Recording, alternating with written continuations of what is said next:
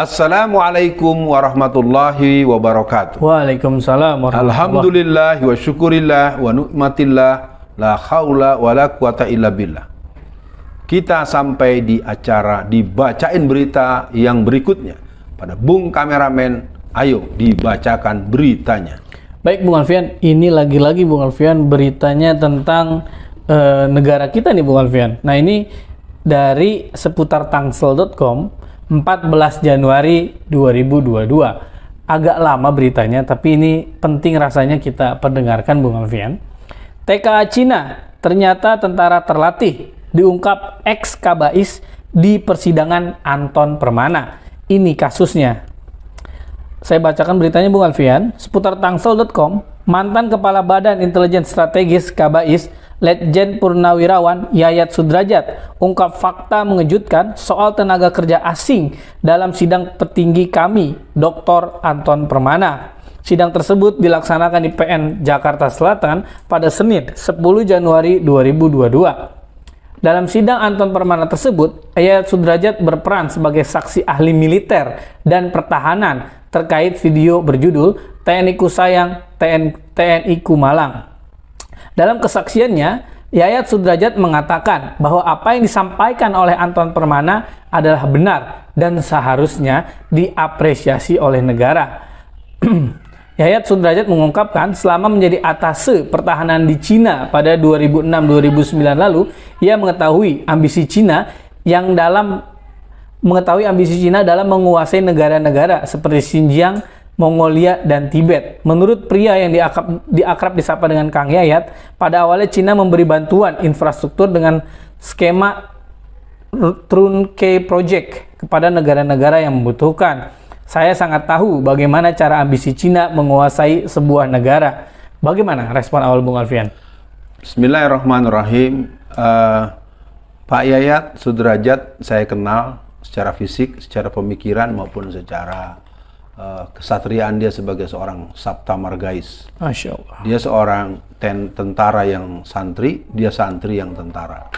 Ini mungkin perlu saya perdengarkan kepada masyarakat luas. Di dalam pemberitaan yang merupakan pembelaan beliau di persidangan Bapak Anton Permana dan muncul di media dalam tanggal 14 Januari 2022. Iya. Mungkin saya sedikit setback dulu hal yang menyangkut diri saya. Pada tanggal 27 bulan Februari 2017, berarti kalau dihitung 5 tahun sebelumnya, saya sudah menyampaikan dalam sebuah penyampaian pengajian yang berjudul Bahaya Penjajahan Cina. Nah, lalu pertanyaannya bagaimana pendapat saya tentang ini? Kita mengawali dengan video atau narasi tentang TNI Ku Sayang, TNI Ku Malang. Itu merupakan sebuah narasi yang sangat memberikan inspirasi mestinya. Betul. Inspiratif mestinya yang mendengar itu melihat dan membacanya sebagai sebuah bentuk warning. Nah, kalau ditanyakan bagaimana tanggapan saya, Pak Yayat tentu dia berbicara dalam kapasitas dia sebagai seorang letnan jenderal. Artinya dia bukan tentara ecek-ecek, dia di tingkat pucuk. Betul. Dan dia mengingatkan itu karena dia pernah menjadi kepala Badan Intelijen Strategis TNI dan kemudian pernah jadi atase di negara Cina selama kurang lebih 3 atau 4 tahun. Artinya kita bisa mendapatkan satu peringatan keras.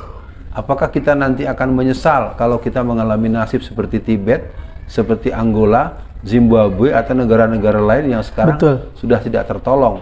Itu mungkin respon awal saya. Ya, Bung Alfian, coba saya lanjutkan. Saya sangat tahu bagaimana cara dan ambisi Cina dalam menguasai sebuah negara seperti Xinjiang, Mongolia, Tibet. Awalnya seolah diberi bantuan bangun infrastruktur dengan skema Turnkey Project. Nah, ini kita masuk ke halaman selanjutnya. Namun ternyata tenaga kerja yang dikirim oleh Cina merupakan tentara terlatih dari bangsa Han yang mayoritas tidak akan kembali ke negaranya. Para tenaga kerja dari negeri tirai bambu itu nantinya akan merebut dan menguasai negara target pada waktu yang tepat.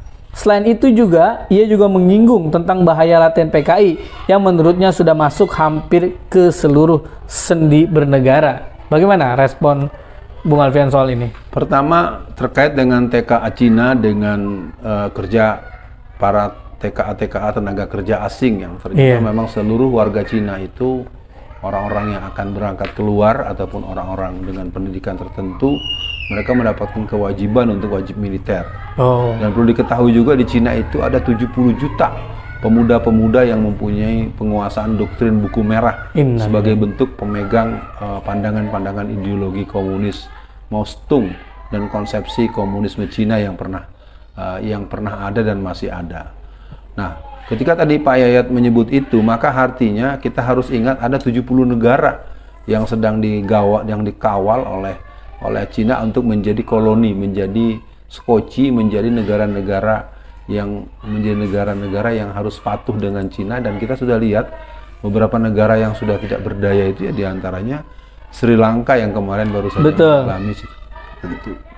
Nah, kalau Tibet sudah tenggelam, sudah ada dalam kantong dan dalam pangkuan Cina tentunya. Nah, tadi Pak Yayat juga menyebut-nyebut tentang PKI, dan mungkin bagian pesan saya sebagai orang sipil yang menekuni gerakan komunisme secara umum dan gerakan PKI. PKI ini merupakan sebuah kelembagaan partai yang ternyata nyata-nyata masih hidup dan mereka sekarang berada pada posisi yang sangat menyebar. Kalau dalam bahasa penyakit sudah stadium 4++ dan itu sangat berbahaya sebetulnya. Bahkan mereka sudah mengadakan kongres yang ke-11 di satu daerah di Banyumas, Jawa Tengah. Ini merupakan satu peringatan buat seluruh masyarakat. Ini adalah bentuk upaya mereka untuk membalas dendam mereka gagal tahun 48, gagal tahun 65, dan mereka sekarang tidak perlu lagi melakukan gerakan-gerakan yang terlalu emosional, karena secara konstitusional kita sama mendengar adanya kudeta konstitusi dan mereka sudah berkuasa tanda kutip dengan terbitnya buku Aku Bangga Jadi Anak PKI dan Anak PKI Masuk Parlemen sejak tahun 2002 dan 2005. Dan buku tersebut sudah tercetak dalam jumlah yang sangat besar, sehingga dia bisa menjadi bacaan dan pengikat jaring-jaring ideologi komunisme PKI yang kelihatannya saya menangkap diadakan tindakan yang bersifat pembiaran. Mungkin bukan hanya pembiaran, tapi pembolehan. Mungkin bukan pembolehan, tapi pendukungan. Mungkin bukan pendukungan, tapi proses pembelaan. Mungkin siapa yang tidak mendukung PKI, mungkin nanti akan fenomena pembubaran HTI, pembubaran FPI, dan keinginan membubarkan ormas-ormas Islam yang lain, termasuk mengganggu amalan-amalan agama sejak digesernya hari Maulid Nabi, tahun baru Islam digeser harinya, dan ini merupakan satu situasi yang sama kita alami.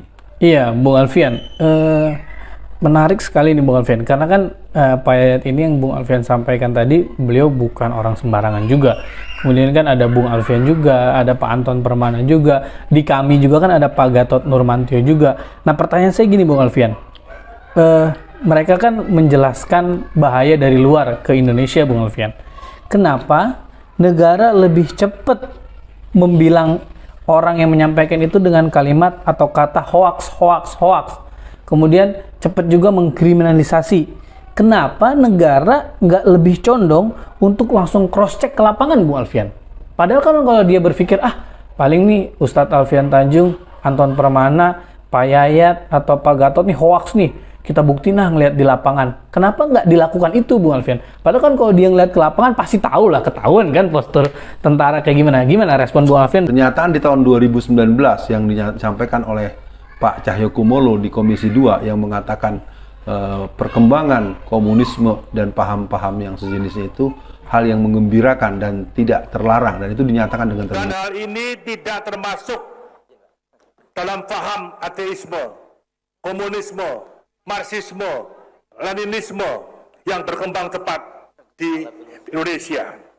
Bung Alfian, nanti Komisi itu 2 perlu kita bedah tuh di sesi tersendiri. Baik, jadi untuk masalah tadi kenapa yang hoax terus kriminalisasi dan segala macam tidak terjadi proses penurunan, malah terus-menerus pembanyakan. Nah, artinya apa? Bahwa gerakan TKA Cina yang datang ke Indonesia jumlahnya itu sebetulnya sangat bervariasi. Kita tidak punya kepastian yang terbuka karena pihak yang mestinya menjelaskan justru menutup-nutupi, bahkan kalau kita menyebut jumlah angka tertentu, kita dituduh hoax juga. Betul. Nah, ini jadi persoalan lagi. Jadi intinya, buat para pemirsa, nanti kita akan membedah karena kita akan berhadapan dengan bulan-bulan Agustus dan bulan September. Kita akan memberikan pandangan-pandangan analisa historis dan analisa sosiologis kontemporer. Jadi di penutup penyampaian ini saya menyatakan terima kasih dan apresiasi kepada Pak Yayat Sudrajat, pada Bang Anton Permana, dan juga tentunya yang sangat kita hormati Habib Rizik Syihab yang punya kemampuan menjelaskan tentang bahaya kebangkitan PKI dengan sangat detail. Betul. Dan saya sendiri yang menekuni ini sudah cukup lama.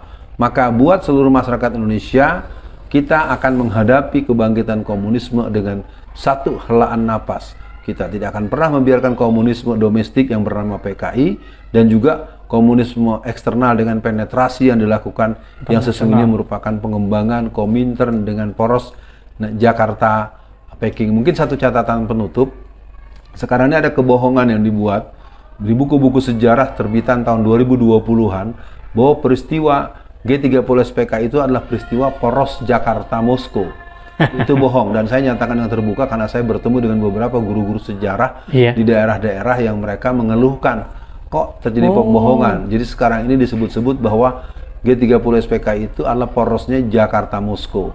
Dan itu tertulis, dan kelihatannya memang ada unsur kesengajaan agar membuat debatable, membuat debat yang keras antara anak-anak sekolah dengan orang-orang tua yang punya pengetahuan itu. Betul. Sekian dulu dibacain berita untuk sesi ini. Kita berjumpa di lain kesempatan dengan tema tertentu. Assalamualaikum warahmatullahi wabarakatuh.